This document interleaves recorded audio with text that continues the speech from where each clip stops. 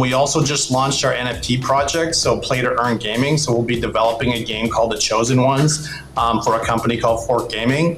The project just launched this morning on choseenones.io, and it's already received, quite a bit of response.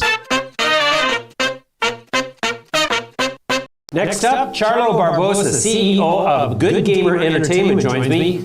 Good Gamer trades on the TSX Venture under the symbol GOOD and in the United States under the symbol GGAMF. Charlo, welcome. Hey, how you doing today? I'm doing well, thanks. How about yourself? I'm doing great. Great. Charlo, let's start with an overview. What is the business of Good Gamer Entertainment? So Good Gamer, we're a game development company. We're a skills-based tournament operator that develops hyper-casual mobile games. So people can play against each other head-to-head or in tournaments. So you can play against your friends. So what happens is you enter a tournament, for like $1, $2, and then there could be say 100 people that enter the tournament, and then the pot is split amongst say the top 25 people. So basically, it offers, it's not considered gambling, it's skill gaming, so people can play and still win money. We also just launched our NFT project, so play to earn gaming. So we'll be developing a game called The Chosen Ones for a company called Fork Gaming.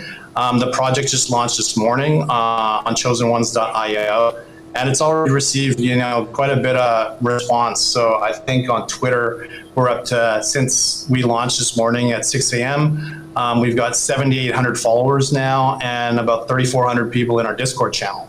Wow, talk about an instant overnight success. Congratulations on that. We're pretty excited about it. Like a lot of the NFT projects out there, they're making a ton of money. So we decided to get into that business. Axie Infinity was the first play to earn game company that launched in July in the summer. And since July, they've generated about $2 billion in revenue.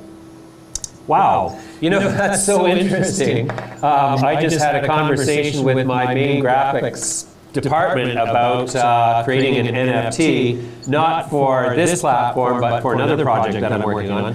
So then you've got multiple revenue streams, one from the skills-based gaming, one from NFTs, and so it sounds like you're very much a Metaverse company. Yeah, so the game that we're building, it's going to actually have 8 worlds in it. So people will be able to use the avatars, the NFT avatars that they purchase, and then they'll be able to use them actually in the sandbox metaverse, because Fork Gamings are going to be purchasing some land and building up a club in there. So all of the people who buy these NFTs can get organized and have parties and launches right into the sandbox metaverse. And in the game, they'll be able to use that avatar to battle against other players in the game. Sounds intriguing. It's a difficult phenomenon to understand, really. And so then, how did your company come together? What was the impetus to make it all happen? Yeah, so originally we were actually a fantasy-based, skill-based poker business, and we were focusing on the Indian market.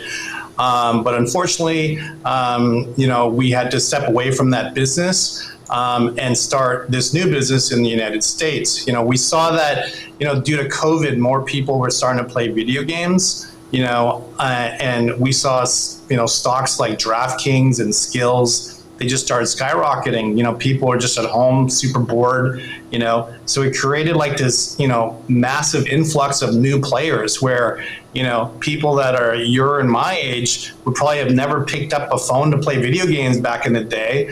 But during COVID, people were just bored and they just wanted to compete still, and people love to compete for money. So, that's when we thought, hey, let's build out this skill gaming platform, and the beauty of it is that it's not just in regular betting is mainly, men, but in skill-based gaming, it's basically 50-50, males and females. Average age is about 35 years old. So we decided to move into this business because we saw the potential of companies like Skills that have generated, I think they're going to be generating about 370 million this year or in 2021 alone. So there is a big appetite for this type of market. Wow. I didn't. Wow.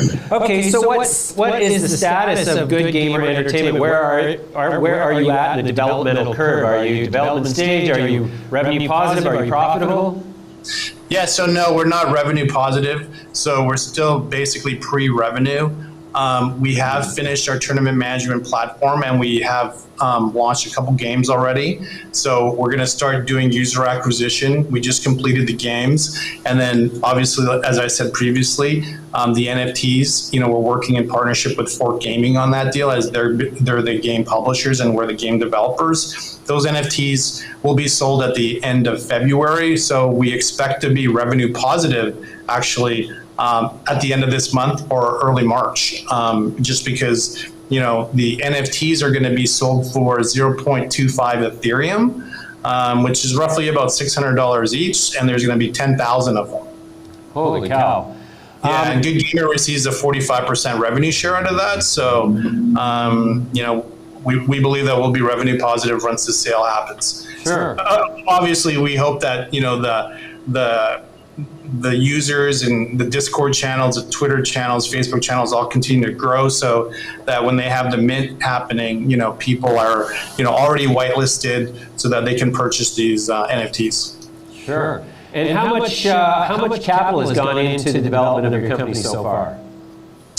We've probably spent half of the money so far, so a couple $1 million. Right. And what is sort of the target revenue range run rate on a go-forward basis? For this year, we expect to be generating, I would say, close to about $7 million in revenue this year, $7 or $8 million. Wow, that's respectable for a first year of revenue positivity for a TSX venture-listed company. Yeah, well, like I said, with the NFTs, just building out the platforms and the games at the very beginning, there is added cost there. But once you have that platform and, the right designers and, the right game mechanics, I believe that, the revenue could be, extraordinarily high. Sure. I think next year it'll be like the big year because, we plan on launching this game in Q4, beta release sometime in Q3. Might have an alpha release in the summertime. So, but as I said, with Axie, making so much money, and this game being like a 3-token economy with a very efficient economics, and the play to earn aspect of all of these people wanting to make money, especially, in all of these countries that are, in these emerging markets, is the ones that are playing all these games because they're making anywhere from, $10 to $30 an hour playing these games. So why would, most of these countries, the average salary is like $300, $400 a month, right? Mm-hmm. So if they could make like a few $1,000s a month playing the game, they're going to be playing the game all day. There's games like Crobata out there right now, and the people are earning like, $2,000 minimum per month. Wow, just to play a game. Get paid to play a game.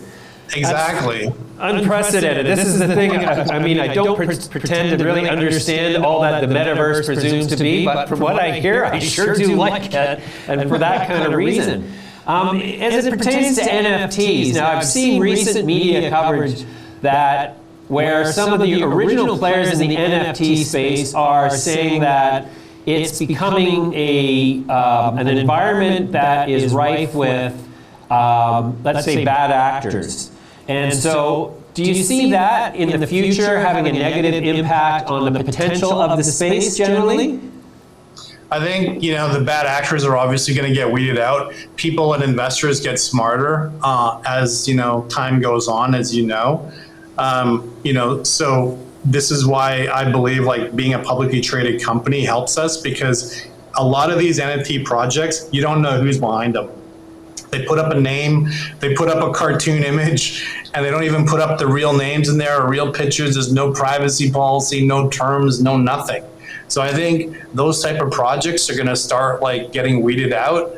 And the ones that are actually more premium, if you take a look at the graphics on the Chosen One's website, you'll see like the quality is completely different than, some of these other ones where they probably paid some guy like, a few $100 to, make some designs and throw them up and see how they do. So, with the way things are evolving right now, it's the ones that are the real projects with the right economics, with the tokenized systems, where they're going to be the ones that are going to be the most successful. And obviously the ones that are getting investment from maybe VCs or something like that. Sure. All right. Well, that's great. We're going to leave it there for now, Charlo. We're going to have you back on because this is a fascinating space and you're obviously at the forefront of it. Thanks very much for joining us today. All right. Thank you.